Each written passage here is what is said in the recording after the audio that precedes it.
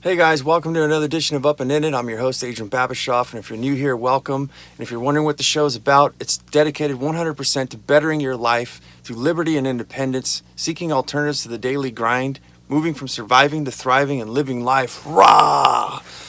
Today, actually this whole week, I'm going to have to break this show up in segments. This is going to be a 5-part series about what it is to live in a third world country. This is the story of from me and my mom and our perspectives of living in South America, Uruguay. And the basis of this show, the message I want to bring to you guys, we did Slab City. We did a 5-part series on that. If you haven't seen it or heard it, go back and check it out. It's a really awesome representation of what an alternative lifestyle looks like. And I thought that you guys might be interested in what it is to live in a third world country and live off the land. I was basically a cowboy.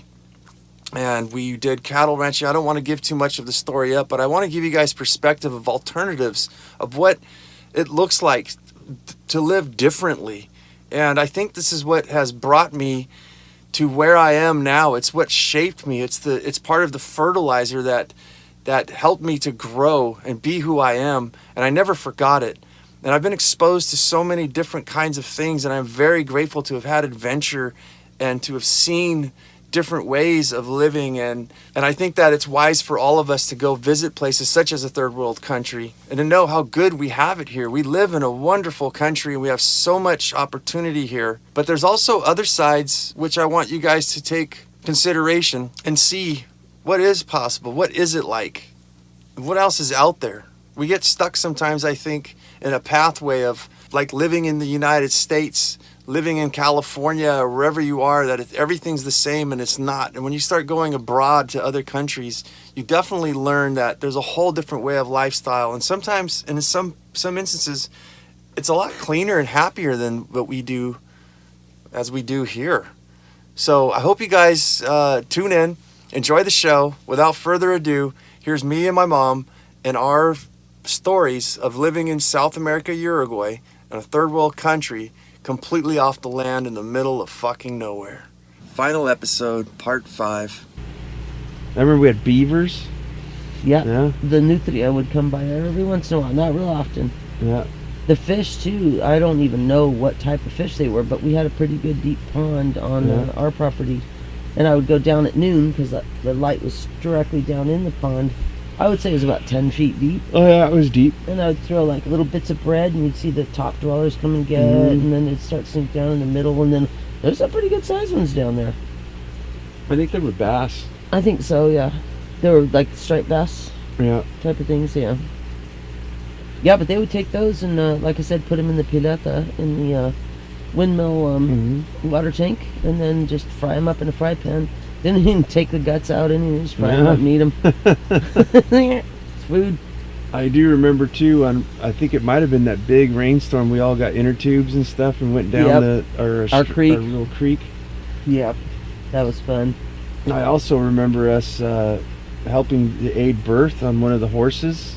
We did a couple cows sticking. Savannah, I remember seeing my dad stick his arm all the way up to his fucking shoulder, trying to turn the calf and help it come out. I was holding a flashlight. Yep. And then we were saying the other day, these bovines, these cows, these vegetarians would eat the placenta to stop from bleeding. They'd eat the whole fucking thing, from what I remember. Yeah. I don't think all of them did. I think it was occasionally. Yeah.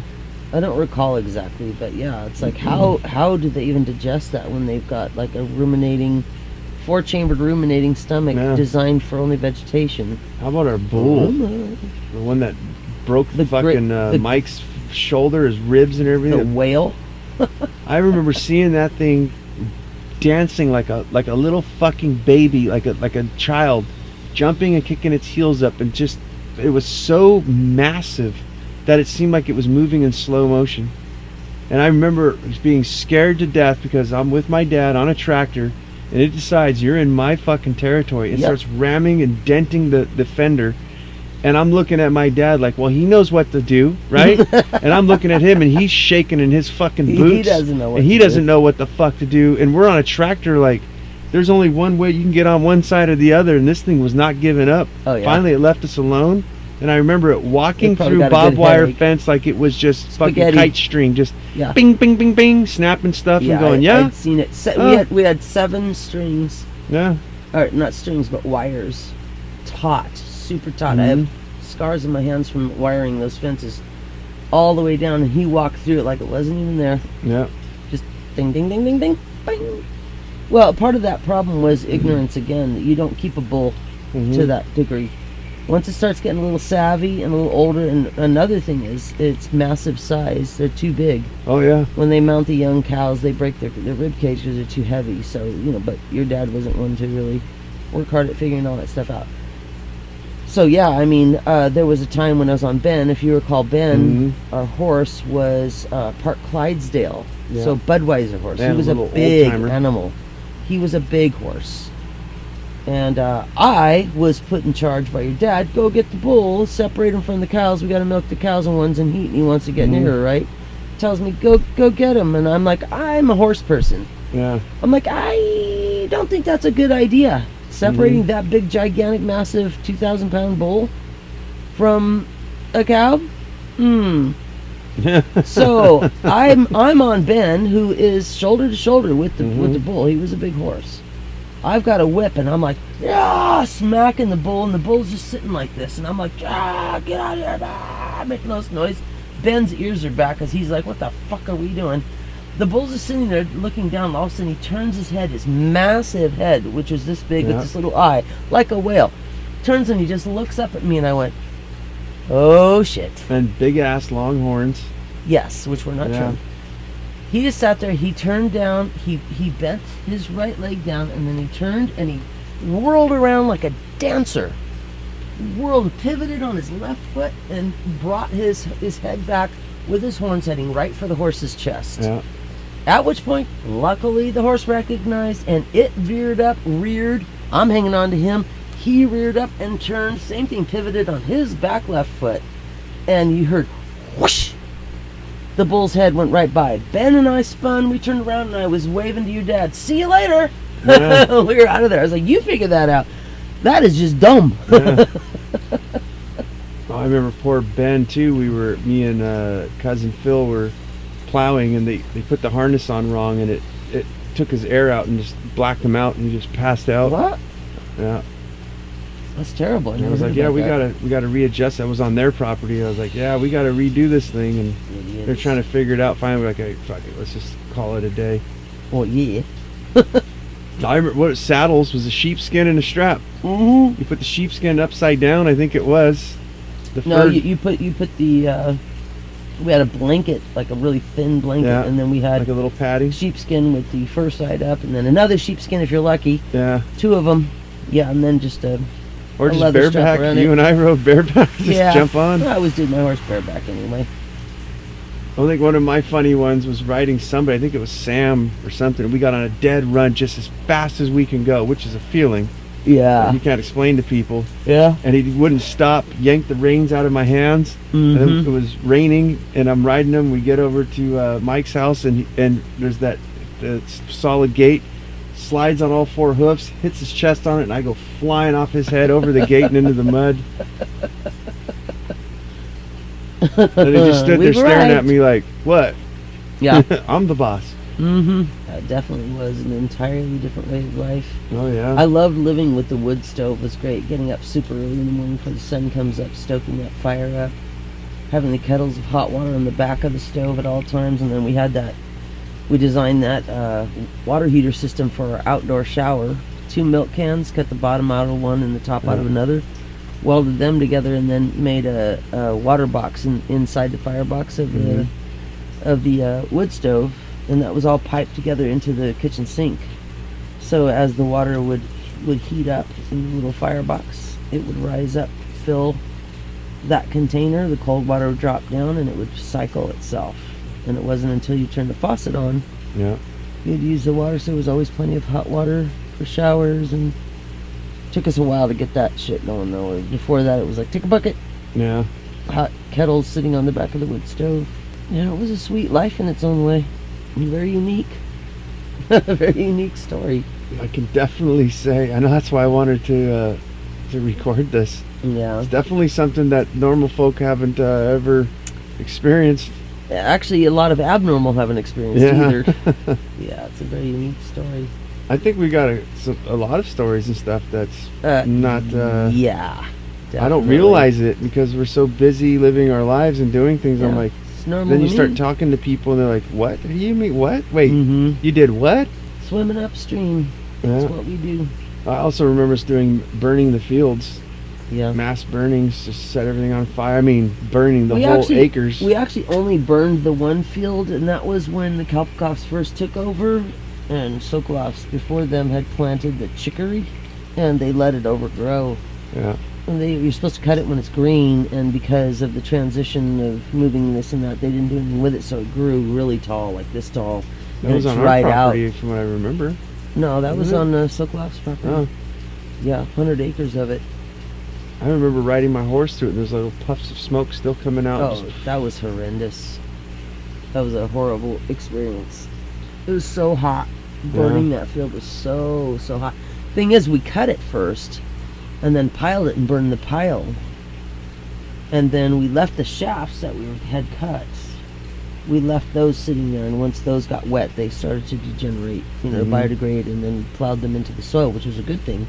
But the pile we had was, we had kept just taking it and just piling it and piling it and piling it. That thing was probably a good 50 feet long by 10, 15 feet high, by another 15, 20 feet deep, man. And we lit that thing on, and it just, and had to stand there and monitor it. Yeah. You had to stand a good distance away. That thing got so damn hot. That's my well story with the water. I didn't take any water out there with me, and all day cutting and piling and everything, and I was so thirsty. And then I made it over to the well, brought that ice cold water straight out of the well, wine bottle, empty wine bottle to drink it out of. I went through 2 liters. Yeah. I was so dehydrated, but that water, when that ice cold water hit the back of my completely dry and cracked throat, I will never, ever, ever forget that as long as I live. I How remember that. delightful that water felt and tasted. I remember being thirsty too, and there was something about, maybe I was just thirsty, but that water, the cold, there was something, it was almost sweet. It was sweet, straight out of the ground. Yeah. Yeah, those are experiences I don't Remember think when that the maybe kitten ever fell in happen the again. well? I think yeah. Do you remember that when we had to pull her out? We couldn't find that one kitten, and all of a sudden and 35-foot deep well, and she had fallen in somehow. We heard, it's this little, what is that? Put the bucket down, then she climbed in the bucket, and we pulled her out. I remember we had to clean it or treat it with lime or something, and I remember climbing halfway down. I was like, nope, not going in there. Yeah, no, we had to repair the shaft, got a hole in it. Yeah. What was really cool though is when we cleaned it out and gone down there, and when we got down, we didn't do it, but we had somebody do it for us. When we got down to the bottom, the very, very bottom was lined with wood, and there was carved on there was so and so and so and so married, and with a date, and then they found some wine bottles, and they pulled them up, and what it was is the people we bought the farm from, it was their wedding, and the wine, they were an old couple. That wine was served at their wedding. Oh yeah. So we gave that wine to them and just said, on your next anniversary, you celebrate. And they're like, no, let's all drink it together. No, that's special, But yeah, they were like talking about how they had made, back then they would make these huge torches for parties. They would take the trachea of the cattle. Mm-hmm. It's like plastic. It looks just like the stuff that used for corrugated tubing. Yeah, it looks like the corrugated stuff used for like electrical work. Yeah. Conduit is what it looks like. And so anyway, it's like a plastic almost, so they would use that like a wick, and then use the beef fat, and they would burn it, and that was their torches and stuff like that. Yeah, we branded cattle while we were there. Had to cut lambs' tails off. Had balls. to deball the calves. What did you? We didn't cut it too. You ran the knife back and forth and like shaved. Oh god! And then get the blue powder. Oh, I remember looking at that, going, "Oh my god!" Horrendous. Yeah, another thing that was interesting about Uruguay too was in town, so many Model Ts. It was all old Model Ts. The clothing, everything. It was like the architecture, everything. It was like walking back into anywhere, like America in the 1920s is what it felt like. My dad bought that Model T pickup, and rolling around in that thing was like wonderful. Yeah. Like, I'm one of those people, I love old cars and stuff. It was just like, this is heaven. It smells like fuel. The whole thing is rusting, but it was wonderful to be driving, sitting in a Model T. That's rare. You don't get to do that very often in your life. I remember somebody had a car you actually crank. Yeah, it's my dad's chicka, Model chicka, T. chicka, chicka, then The boom, Model it starts T, up. my There wasn't dad, a my key. dad, yeah, it was my Yeah. dad's. So I was talking about. That's what I'm saying. It was Yeah. like so amazing. What about the little steam train that went by his house every day? I don't remember that. You don't I remember there was a Casey train. Jr.? That's what you kids called it, Casey Yeah. Jr. from the Dumbo cartoon. Yeah. Every time it'd go by, you'd be all, Casey Jr. running down the track. Yeah, my dad bought the property specifically for that. He loved trains, and that was a little steam train. It was still run on steam. Pink elephants. Pink elephants. Pink elephants on parade. Well, for those that don't know, those old cars, there was not a key. There was literally a wrench, like a I think fucking there was- winder thing that there- you stick in the front of the motor. There was a And key, you- though. You Yeah. turn the key, but then you crank it to get the engine Yeah, going. that's how you get it running. Yeah. Yeah, it was pretty amazing. Yeah, fuck her. Like cowboys and cowgirls, man. I'm just glad I didn't have to give birth to anybody down there. Oh, yeah. Although I probably would have just, whatever. I mean, everybody was born at home anyway. I probably would have just had it at home by myself without a midwife. Or found a midwife out there. I don't know. Well, it's what we talk about being free. Sometimes you got to go to the remote places where it's where you can be left the fuck alone. Sometimes it sounds really attractive. I mean, I don't know Yeah. about Uruguay. That was a pretty bland land. No mountains, no nothing. I flew over the entirety of Uruguay in a small prop plane. It was just like flatter and flattest. Cows and sheep, sheep, cows, cows, cows, cows, sheep, sheep, sheep, cows, sheep, cows, cows, and sheep. I was like, oh my god. But the coastline, oh my god, the coastline was beautiful. You had Punta del Este, which is the Yeah. division line between Brazil and Uruguay, and it's right where the Amazon dumps out. Punta del Este means from this point. From that point south, the water was blue. Everything from there north was brown because of the Amazon bringing all that dirt and everything in. But you would think you were in Greece. You know? You would think you're in the Mediterranean. It was spectacular. Oh, yeah. And, white people knew it because you go to Punta del Este and most of the streets were named after American politicians and celebrities and stuff like that. So apparently, it was pretty well known at the time. Still was when we were there. It was like definitely a gentleman's agreement. A basket of strawberries, and you're talking about 1980, was like $6. Mm-hmm. They made sure the poor people couldn't afford to be there, so you had all the ritzy people from Argentina, Buenos Aires, and Montevideo, and all that there. And then in perspective, I think we were like about a 9-hour drive from the coast. We were way the fuck out there. Yes, we were. Again, if I chose where we would live, we wouldn't have been there. Remember at the auctions and stuff, they would sell roasted peanuts, Money. roasted peanuts, and then with the ones with the sugar, money. Yeah, it was funny They because smelled so good, it sounds though. like they're saying money. And Yeah. I was like, yeah, peanuts, money. Yeah, that's all you make in Uruguay. You might as well call it peanuts. And I'm like, elote, tamales. Yeah. So that's interesting as far as what you think would have been done better is like living closer to the city, like at least by was it Paysandú? No, I'd have lived out of Montevideo, the capital city. Yeah. Yeah, the Wait, capital Paysandú, city. that's where we lived. We lived outside of Paysandú, yes. The town of Paysandú, which is inland. Again, Montevideo is near the coast. I would have done that because it would have offered opportunities, varying opportunities. I would have never, ever gone into dairy. Ever. Yeah. That is just ridiculous. Well, the thing that gets me is like, so if you want to live rural and you're an educated person and stuff and you go out there, I mean, there was some sort of sense of that for me in Oregon.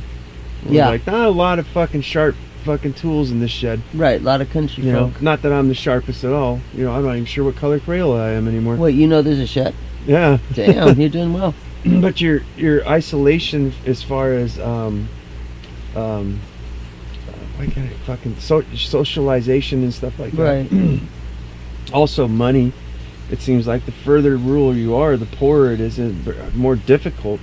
But if you're living the lifestyle where you don't need a cell phone, you're producing everything you have, you kind of got it. But it's just interesting to me to think of those things. Like if we were, like you and I keep talking about now, we'd want to go move someplace. So I think that there's some lessons learned in that, though, depending what type of person you are, where it seems to me like the sweet spot is just right outside of a large city. Yeah, I personally think or that a decent sized city. It doesn't have to be large. If you have anything to sell or whatever, like I think that no more than an hour outside of a large city, and you need a break. Well, I don't know. Maybe you don't. It was quite phenomenal though. The on occasion going to the movies and city things when we were living in the country out there. It was like amazing. Going to a restaurant and eating, like, what? That's right. I don't remember there being any restaurants. There was Heidi's place there where they had the carambola, I think. There's a bar restaurant. Yeah. But yeah. If you want to call it a restaurant. Yeah. Not really. Well, Esperanza was like, what, Four Corners? Yeah. It was like where I lived in Oregon. Four Corners, and that's it. Yeah, I think that, choose what you're doing wisely. Figure out what it is that you may want to do. Don't cut yourself off from possibilities, because you can always move too. You can always get more rural. Yeah. But I like the idea of having options. I don't like to be cut off from things. It's nice to have the option to, say one of your kids or somebody does want to go in and go to classes or something, or maybe you everybody wants to go once a week. Let's go to town and go to the bar and go dance, or there's a concert coming through or a sporting event, whatever you're into. Museums, shopping, whatever people are into. Yeah. Make it an option so that people don't feel so isolated. I think that's a really huge problem too. I think there's a lot of us who get sick and tired of the rat race and the grind and everything, and it's like, I'm gonna go live out in the middle of nowhere and everything, and and it has its perks and stuff, and freedom as we talked about, but it also has a lot of some negatives. And I personally, like you said, I would, wherever we go from now, I still would like to be closer to a city of some sort like that, to just go when I feel like it, when I want to, like you said, for a break. On my terms, but being away from it, so far away from where there's not even an option. Yeah. Now, I don't know what the city really has to offer other than... I know. It's a weird balance, though. Like, yeah, I want freedom and everything, and I want nature and all that, but I also want to be able to communicate with some people who have something more to say than kill environments. And but then when you think about hey, buddy, city people, like, what do you want to even talk to city people about? Like, for myself personally, like, I love art and this and that, but I've been to a lot of museums in my life and a lot of this and that. Like, I just want to produce art. Yeah. I really don't care to have to go and, like, if I were to travel, it really doesn't intrigue me anymore to go to Europe and see the Louvre Museum and all the typical touristy things. Like, I'm more about go to Australia and go in the outback somewhere, or go to India, maybe go to Thailand and work your way up to India and just see the tribes that still live off the land there. Like, that's the kind of stuff that I'm really interested in. And again, I love art and music and everything, but I want to produce my own. Is what I'm really into. Is like, that's what I would love to do, is get people together who want to do such things where it's not boring to be on the land. That was my problem in Uruguay, is I was the only one that was like, let's drum, let's dance, it was like everybody was into their own thing. So that made it rough. I mean, that was the contrast. Like, living in Slab City, everybody was about the music and the poetry and the art and the craziness and the fun and the silliness. So there was no such thing as you going, people going, oh my God, you're like so weird. They're like, oh my God, you're so weird. I love it. Can you get weirder? Can you turn that up some notches? But people change too. Like, who I was then and who I am now. If I were to go there now, if the exact same situation were to take place right now, I would experience it entirely different, because I'm a completely different person now. Yeah. I would have gone to the city more, and I would have experienced a lot more than just sitting on the farm. Yeah. But I had a lot of small children, and life was what it was. I guess really, when you boil it down, it doesn't matter where you go. You can create a heaven or a hell. It's up to you. Yeah. Hopefully you end up with some people who have similar ideas and concepts, and share your ambitions, and you can have a good time together. You know, work hard, like we always say. Work hard when it's time to work, and play hard when it's time to play. Yeah. Nap hard. Nap hard. Yeah. Eat hard. I